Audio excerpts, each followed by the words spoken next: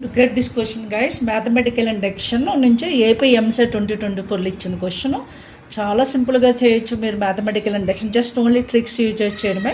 ఇప్పుడు ఎలా చేద్దామో చూద్దాం. ఈ question if all n belongs to natural numbers if 3 into y power 2n plus 1 plus 2 power 3n plus 1 divisible by k అన్నాడు. Then the number of prime numbers less or equals to K.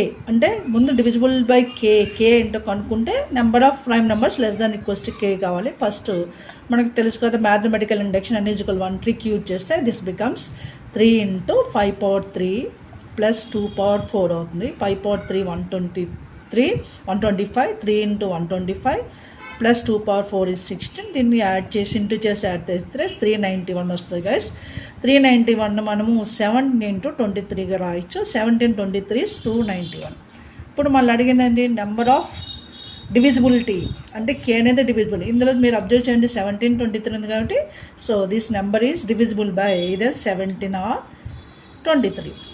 Divisible by 17 కానీ 23 కానీ. అంటే కే value suppose 17 తీసుకున్నారు అనుకోండి. What is the number of values of K less than equals to 17 that to prime numbers అడిగాడు.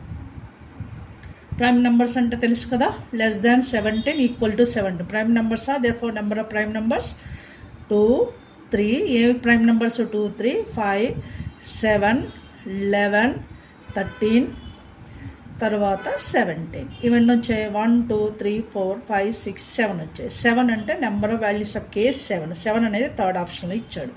అది ఒకవేళ మీరు 23 తీసుకున్నాం అనుకో, కే వాల్యూ 23 తీసుకుంటే మనకి 9 వస్తాయి. అంటే 2 3 5 7 11 13 17 19 23 9 వస్తాయి.